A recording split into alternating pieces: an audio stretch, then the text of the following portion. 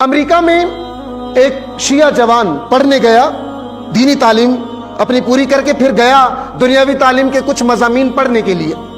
یہ کہتے ہیں کہ میں جب امریکہ میں گیا تو وہاں پہ جب درس شروع ہوا، کلاس شروع ہوئی، پہلی کلاس جب ہوئی ہماری، تو استاد نے سب سے نام پوچھا، خود مجھ سے بھی پوچھا، میں نے بتایا میرا نام مثلاً حیدر عباس ہے اور میں شیعہ مسلک سے تعلق رکھتا ہوں۔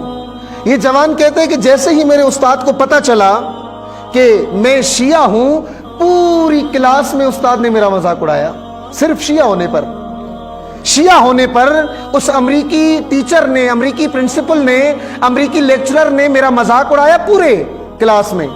یہ جوان کہتے ہیں کہ مجھے اس وقت غصہ تو آیا، لیکن میں نے فی الحال برداشت کر لیا، اور پھر میں نے اگلے دن نہج البلاغہ انگلش ٹرانسلیشن میں، انگلش ترجمے میں نے لی، اور میں نے اسی استاد کو نہج البلاغہ تحفے میں دے دی۔ یہ جوان کہتے ہیں کہ 7-8 دن گزر گئے اور ہمارا استاد کلاس میں آتا تھا، درس پڑھاتا تھا، لیکن میرا کوئی نام بھی نہیں لیتا تھا اور اپنا درس پڑھا کے چلا جاتا تھا۔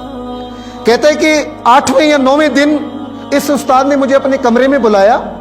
میں کمرے میں گیا تو استاد پیپر پڑھ رہے تھے، نیوز پیپر پڑھ رہے تھے، اخبار پڑھ رہے تھے۔ میں جیسے ہی دروازے سے اندر آیا تو اس نے سامنے اخبار رکھی اور کہا، علی حیدر، جانتے ہو آج اخبار میں کیا چھپا ہے؟ کہا جی میں نے نہیں پڑھی اخبار۔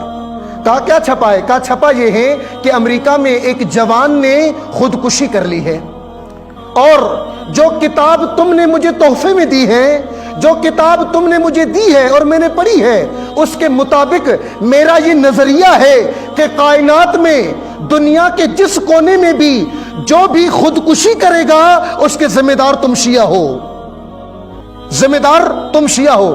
تو یہ شاگرد کہتا ہے کہ جی میں سمجھا نہیں آپ کیا کہنا چاہ رہے ہیں۔ کہا اس لیے کہ علی جیسا امام تم نے اپنے پاس چھپا کے رکھا ہے، نہج البلاغہ جیسا عظیم منبع تم نے اپنی لائبریریوں میں دبا کے رکھا ہے، اپنے مدرسوں کی دیواروں میں نہج البلاغہ چھپا کے رکھا ہے، لوگوں کو نہیں بتایا۔ کیوں خودکشی کرتا ہے کوئی؟ جب اس کو جینے کا طریقہ نہ آئے۔ خودکشی کیوں کرتا ہے کوئی؟ جب وہ دنیا سے تنگ آ جائے۔ کہا جو زندگی گزارنے کے اصول علی نے نہج البلاغہ میں بیان کیے ہیں، اگر دنیا کو وہ اصول پتہ چل جائے، کوئی خودکشی نہیں کرے گا، کوئی خودکشی نہیں کرے گا، اس کے ذمہ دار تم شیعہ ہو۔ کیوں؟ کیونکہ تم نے نہج البلاغہ جیسا عظیم منبع اپنے پاس چھپا کے رکھا ہے۔ بلکہ میں اس بات کو اور بڑھاؤں، کائنات میں جہاں بھی ظلم ہوگا ذمہ دار ہم شیعہ ہیں، کائنات میں جہاں پر بھی بے عدالتی ہوگی ذمہ دار ہم شیعہ ہیں، کائنات میں جہاں پر بھی کسی کی ناموس پہ حملہ ہوگا ذمہ دار ہم شیعہ ہیں۔ کیوں؟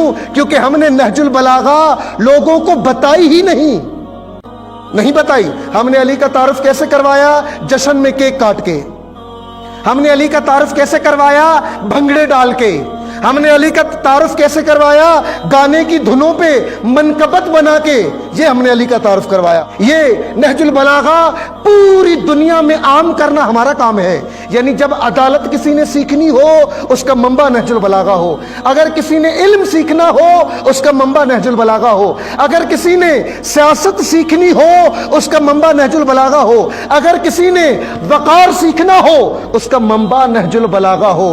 آپ کا کام ہے، شیعہ کی ذمہ داری ہے، شیعہ کی ذمہ داری ہے کہ آج علی ابن ابی طالب کی حقیقی شخصیت لوگوں کے سامنے متعارف کروائے، کہ جب عدالت بیان کرتے ہیں تو کہتے ہیں واللہ لو اعطیت اقالیم السبع بما تحت افلاقها الا ان اعصی اللہ علی نملۃ اسلبها جلب شعیرۃ ما فعلت۔ فرمایا اگر تمام دنیا، ساتوں بر اعظم، تمام دنیا اور جو کچھ زمین اور آسمان کے درمیان میں ہے، اگر سب کچھ علی کو دے دو اور اس کے بدلے میں علی سے یہ کہو کہ ایک چونٹی کے منہ سے اپنا لقمہ چھین کے علی لے لے، تو پھر بھی علی یہ کام نہیں کرے گا۔ یہ عدالت ہے۔ سیاست کیا ہے علی کی؟ کہ جب انبار نامی شہر میں بسر ابن ابی ارطاط نے حملہ کیا اور حملہ کر کے یہودی عورت کے پاؤں سے پازیب چھین لی، علی نے خطبہ دیا اپنے ہی مسلمان فوج کو۔ کیا فرمایا؟ فرمایا کہ لو ان امرأ مسلما مات من هذا اسفا ما كان به ملوما بل كان عندي جديدا. فرمایا مسلمانوں کے دور حکومت میں ایک یہودی عورت کے پاؤں سے پازیب چھین لی گئی. مسلمانوں اگر اس یہودی عورت کے پاؤں سے پازیب چھیننے کا واقعہ سن کر اگر کوئی شرم کے مارے ڈوب کے مر جائے علی تعجب نہیں کرے گا. علی تعجب نہیں کرے گا. بتاؤ علی کی عدالت, دکھاؤ علی کی عدالت, دکھاؤ علی کی سیاست, بتاؤ علی کا علم, تاکہ دنیا سمجھے کہ علی کس ہستی کا نام ہے.